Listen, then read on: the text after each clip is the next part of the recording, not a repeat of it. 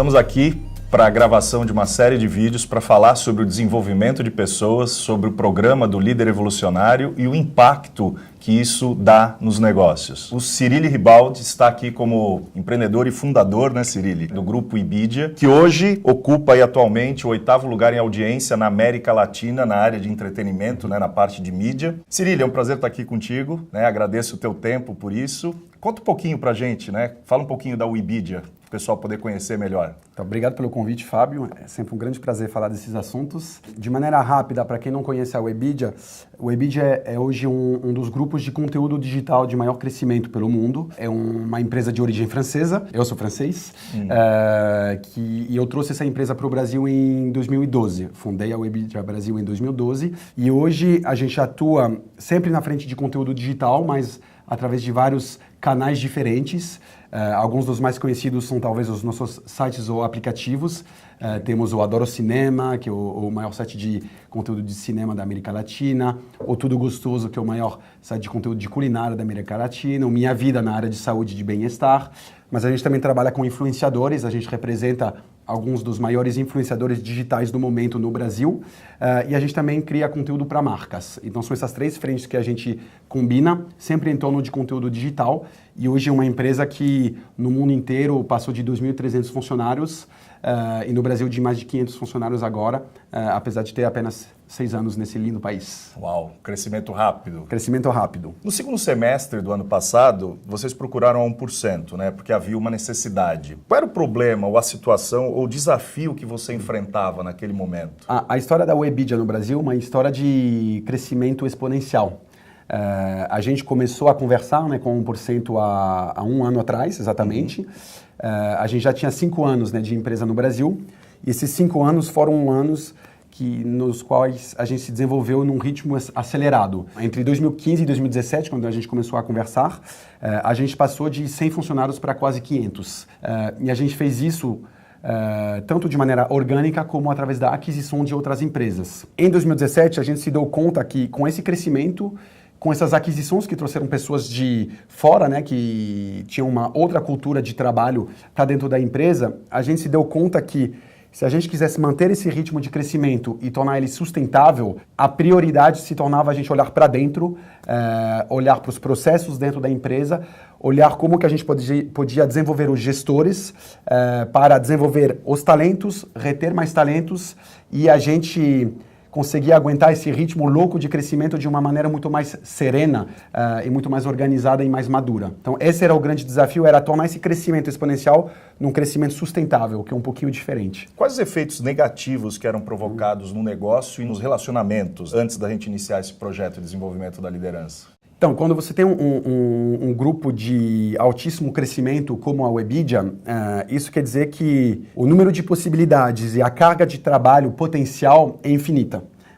Ela fica acelerando, fica aumentando muito mais do que os recursos que você pode trazer dentro da empresa e até mais rápido do que as próprias pessoas podem se desenvolver. Isso faz que aumenta a pressão em cima dos funcionários da empresa em todos os níveis da empresa. E aí a gente viu que, como a gente não estava dando para as pessoas ferramentas de gestão para lidar com essa pressão, não multiplicar essa pressão para os seus times e conseguir priorizar, o que a gente tinha era os efeitos negativos da pressão, que é ritmo de trabalho acelerado, pessoas que acabam fazendo burnout porque não conseguem lidar com a carga de trabalho que é infinita e que não vai diminuir quando você continua crescendo, falta de comunicação entre as pessoas, porque quando você expõe uma pessoa à pressão, ela perde os reflexos de comunicação mais básico, né? Porque você se foca em entregar e você esquece que além de entregar, o mais importante é você se relacionar com o seu time e desenvolver esses talentos. E aí alguns talentos até saindo da empresa porque a pressão era forte demais.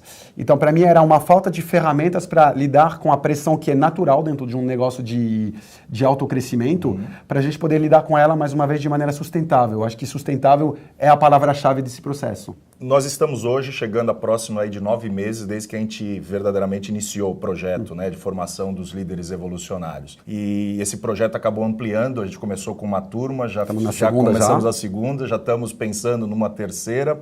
E o que você está vendo de diferente depois de 9 meses? Qual o impacto que você está vendo no negócio? Então, para mim, a gente ainda está no início, né, do processo. Eu acho que esses processos de treinamentos, inclusive ele está andando junto com o processo de cultura que a gente está fazendo dentro da empresa, são coisas que demoram, levam tempo, são coisas de médio e longo prazo. Mas o que eu vi é que em algumas áreas da empresa, eu que acho interessante que são provavelmente nas áreas onde a gente sofria ainda mais com a pressão, porque elas eram diretamente expostas ao negócio e ao crescimento exponencial do negócio. A gente tem alguns gestores que conseguiram aproveitar das ferramentas que a gente deu para eles com esse treinamento para operar uma transformação completa do modo de funcionamento do seu time, do mindset do seu time e dos seus funcionários. E aí, dentro dessas áreas, então, ainda não é 100%.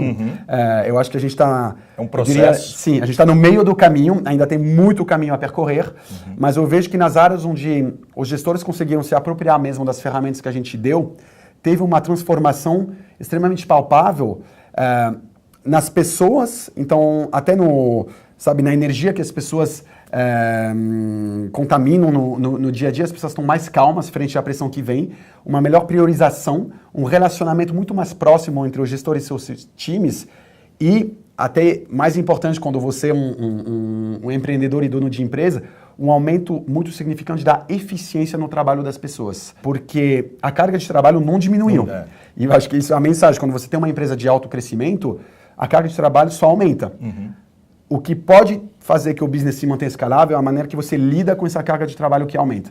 Então, ainda não é generalizado, mas eu vejo em algumas áreas da empresa um aumento de eficiência e um aumento até da felicidade dos próprios funcionários tão exponencial quanto no seu crescimento. Quando você disse sim para esse projeto, em qual parte da estratégia da empresa isso estava se encaixando? Qual que era a tua ideia na época? Então, que para mim é um projeto que se encaixa em todas as partes da empresa. Óbvio, às vezes eu imagino que esses projetos eles podem nascer pelo RH, mas para mim o RH, que hoje a gente chama de People and Culture dentro da empresa, é uma coisa que permeia todas as unidades de negócios da empresa. Então, óbvio, a gente estava olhando por um olhar mais de pessoas, que era de desenvolvimento e retenção de talentos e até atração de novos talentos, porque acho que quando você tem uma cultura forte, gestores bem desenvolvidos, mais pessoas querem vir trabalhar para dentro de casa, isso se torna ter um diferencial, mas a prioridade era desenvolver os talentos de dentro de casa.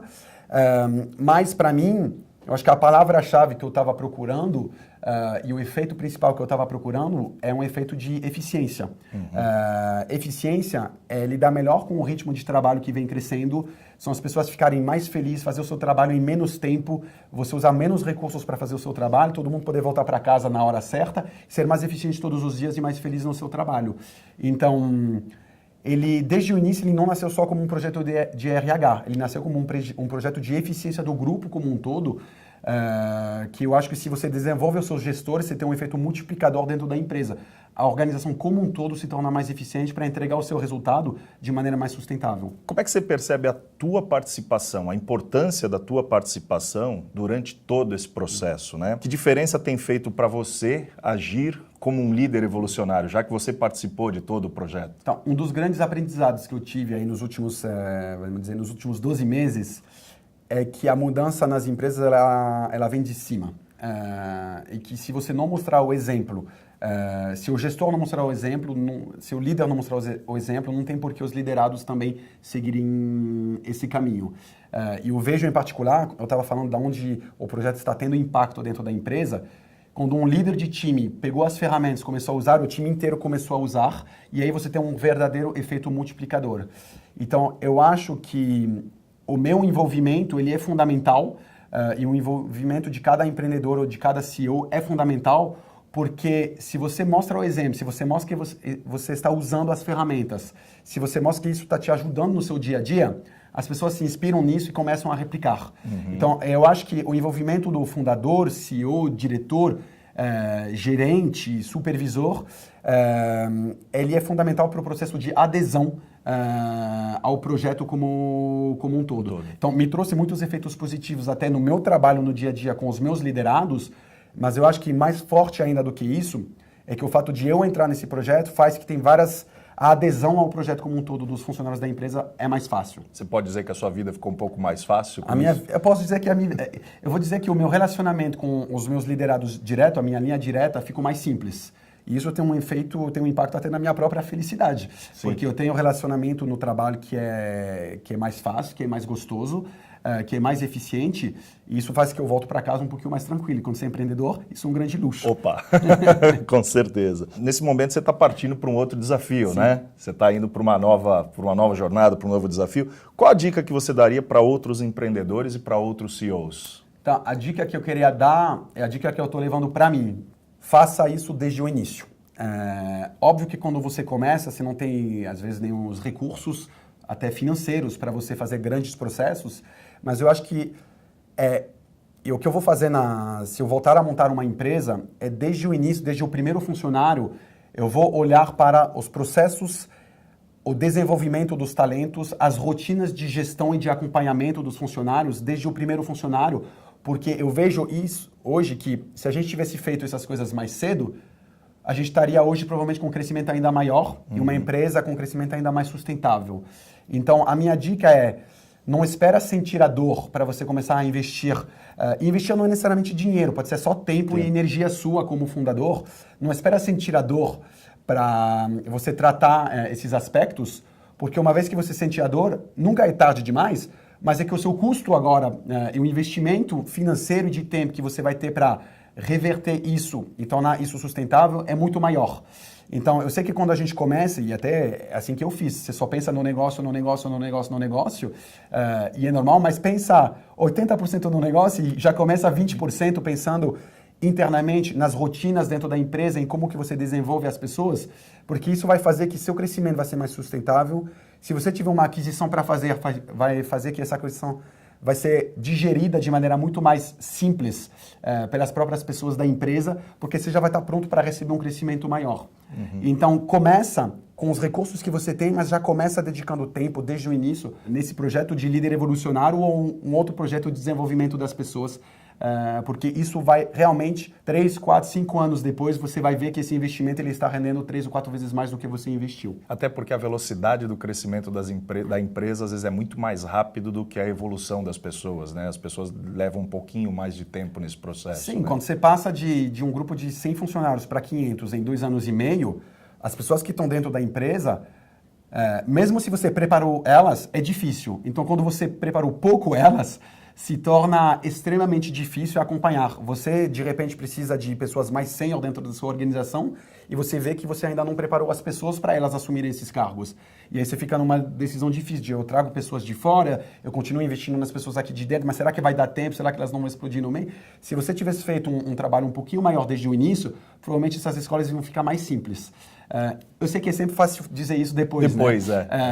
Mas realmente a dica que eu levo para mim é coloque isso como uma das suas prioridades desde o primeiro dia, desde o primeiro funcionário, que isso vai te ajudar ao longo dos anos a tomar decisões de maneira mais simples. Dentro do projeto do Líder Evolucionário, a gente fala muito de aprendizados, né? Uma das coisas. Você consideraria esse como sendo o teu maior aprendizado ou teria um outro grande aprendizado que você também teve durante esse trajeto? Eu falaria de 2 aprendizados. O primeiro é esse, não tem tamanho de empresa pequeno demais para começar esse tipo de processo. Então, esse é o primeiro aprendizado, começa desde o início. E o segundo, e o que a gente está vendo e vivendo agora como grupo, é que tem como você aprender, tem técnicas para você se tornar um gestor melhor, um líder melhor e desenvolver as pessoas. O que eu vejo eu fiz escola de administração, não aprendi nada sobre esses assuntos. Eu aprendi a lógica, aprendi a fazer planos de negócios, mas ninguém nunca me aprendeu a gerenciar pessoas.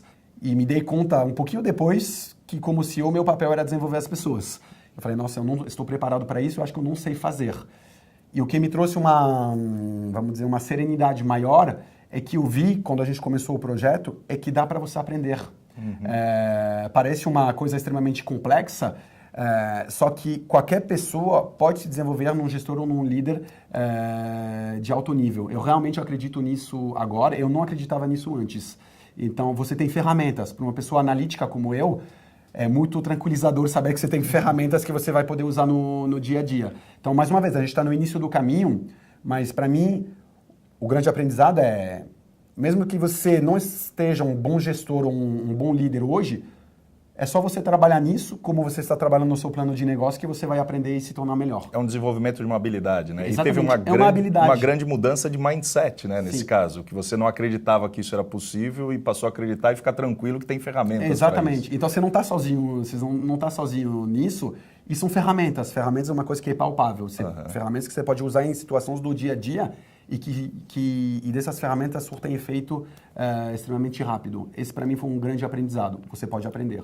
Te agradeço aí pelo teu tempo, É um prazer. pelas tuas palavras aí e sucesso no novo desafio. Muito obrigado, Fábio. Boa sorte para você lá. Obrigado. Valeu, um abraço.